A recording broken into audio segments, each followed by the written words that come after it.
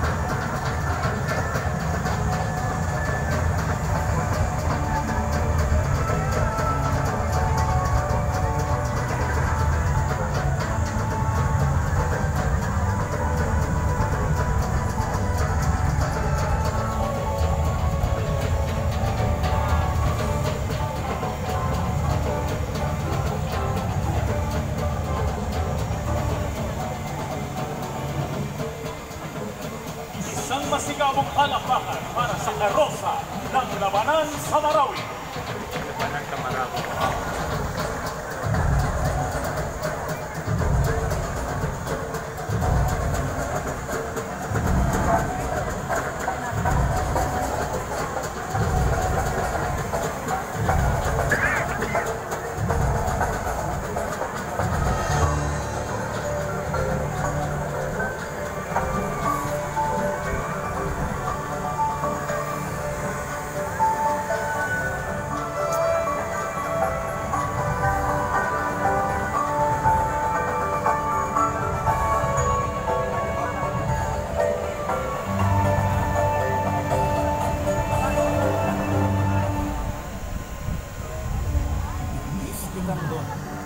Ika-25 ng Marso 1898, Ilocos Sur. Ang Itis de Candon o Sigaw ng Candon ay kinikilala bilang isa sa mga unang pagkaaklas ng ikalawang bahagi ng magsikang Pilipino. Ika-25 ng Marso 1898, nang susubin ng mga magigiting na Ilocano Katimunero ang sentro ng Candon sa pamumuno nito si Salero Abaya.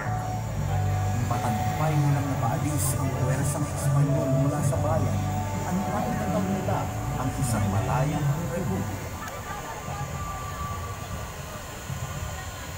Bagamat muling nalumbalik ng mga Espanyol matapos ang tatlong araw, nagpatuloy ng mga Ilocano ang pagkikibaka para sa kalayaan mula sa mga panunungan ng Bolivia.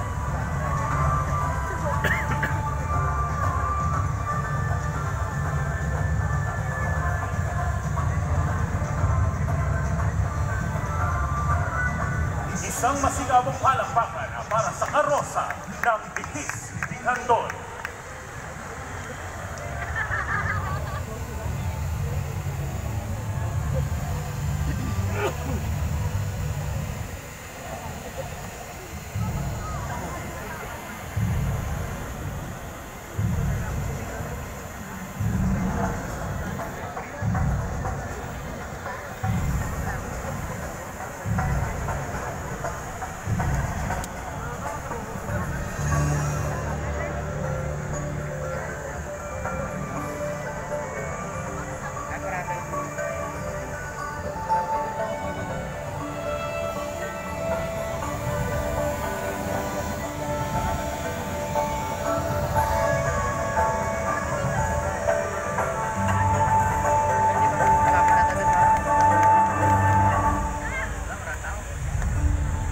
Labanan sa Alapan, unang pagwawayway at proklamasyon ng kalayaan, ika-28 ng Mayo hanggang ika-12 ng Junyo, 1898. Cavite.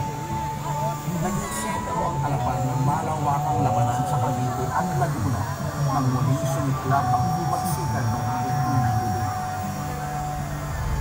nagapit ng mga revolusyonaryo sa pamumuno ng Emilio Aguinaldo at iba pang general ang malaking puwersa ng mga Espanyol sa pamamagitan ng pag-aral ng pagdating ng mga dagdag na balag talunan.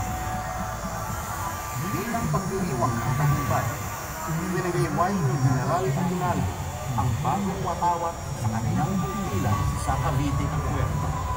Ang watawat na ito ay muling pinapunta sa sambayan ng Pilipino na ituklaman niya ang kalayaan ng Pilipinas mula sa kanyang tahanan sa Cabo noong 12 ng Hulyo ng 19.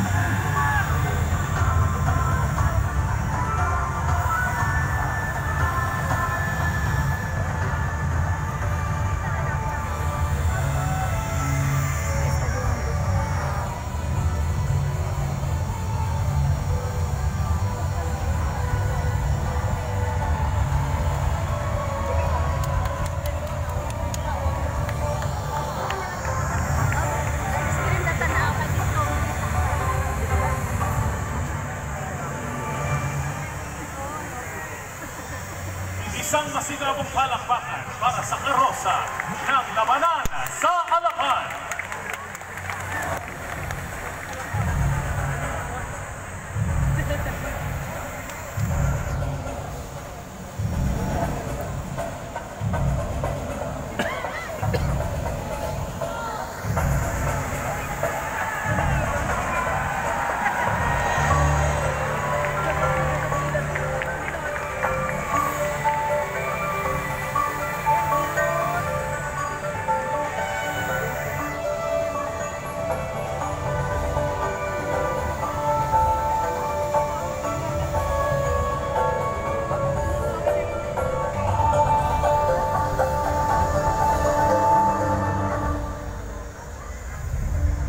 Ang pagtutugog ng baler, unang araw ng Hulyo 1898 hanggang ikalawa ng Hulyo 1899. Aurora.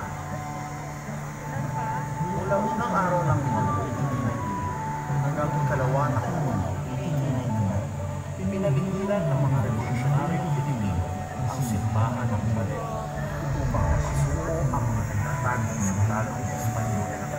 Sila ang mga tumangking maniwala na wala ng kapangyarihan ng Espanya sa Pilipinas at susunod sa sandigan ng balis.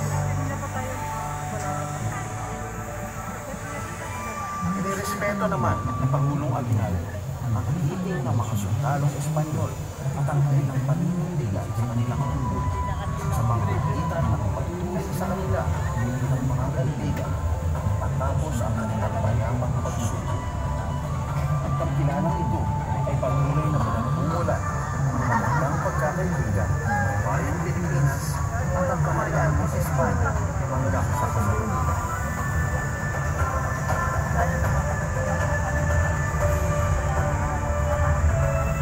Isang masigabong palakpakan para sa karosa ng ang pagkupkup ng baler.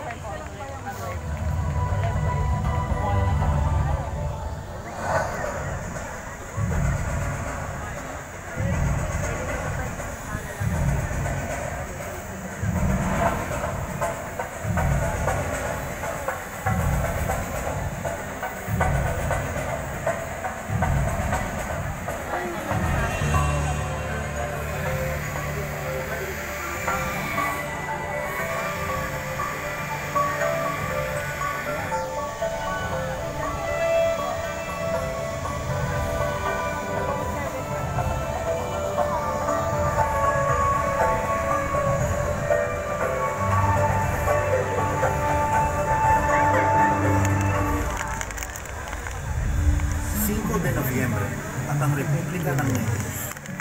Ikalima ng Nobyembre 1898. Negros.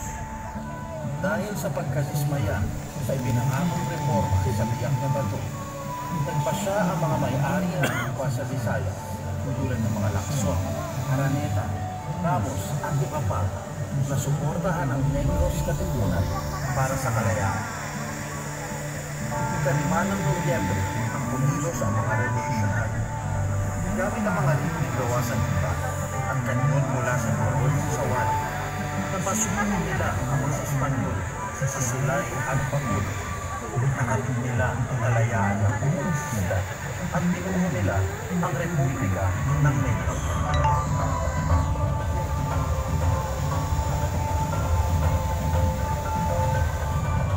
Isang masigabong palakpakan para sa karosa ng 5 de Nobyembre.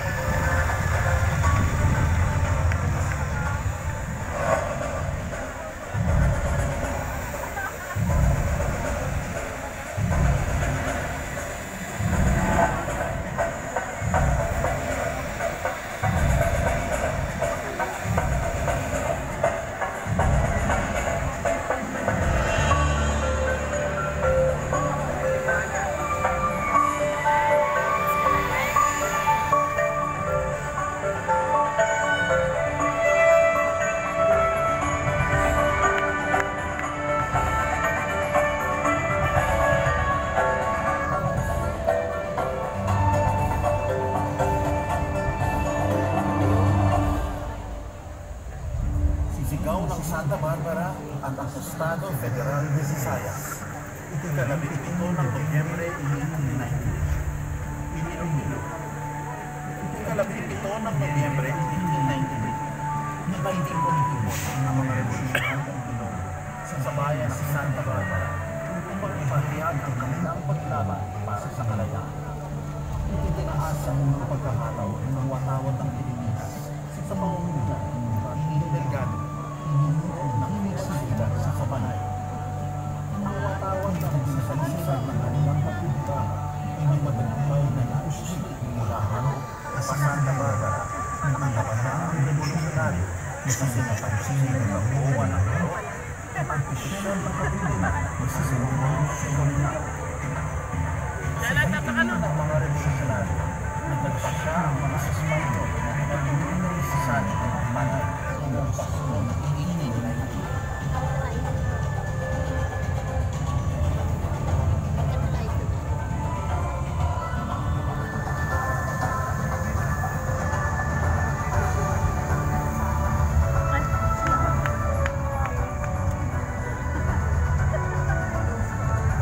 Isang masigabong palakpakan para sa karosa ng 5 de Nobyembre.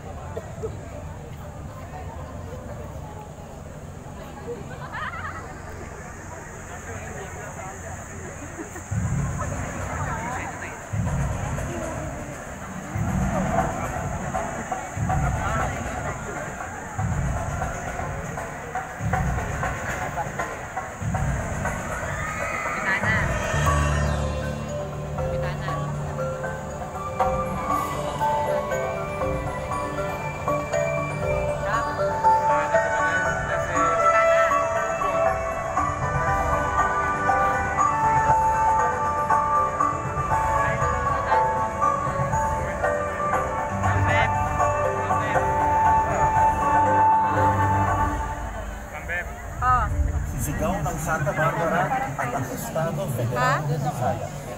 Ika-17 ng Nobyembre 1890. Iloilo. Ika-17 ng Nobyembre 1890. Ang mga revolusyonaryo sa bayan sa Santa Barbara upang ipahayag ang kanilang paglaban para sa kalayaan. Itinaas ang mga pagkakataon ng watawat ng Pilipinas sa pamumulan ng Delgado ng ibang sa Banay. Ang mga watawang dahil sa sagisag ng mga pagkakataon hindi matagumpay na pa Santa Barbara sa kapataang revolusyonaryo sa sinapansin ng buwan ng Haro at opisyal na katipunan sa Leonor Solinar. Sa giting ng mga revolusyonaryo, nagpasya ang mga Espanyol na gumulong sa salit. Unang isang sigla sa internet,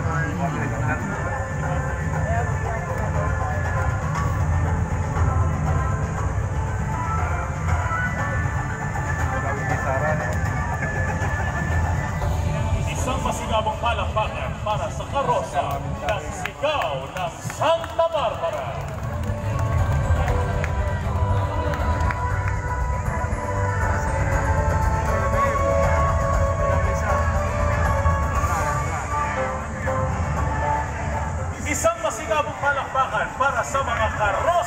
pamparada.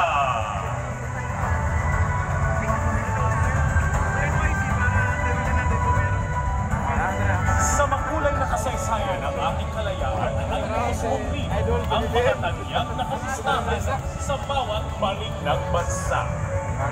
Mga piyestang dinarayo ng marami.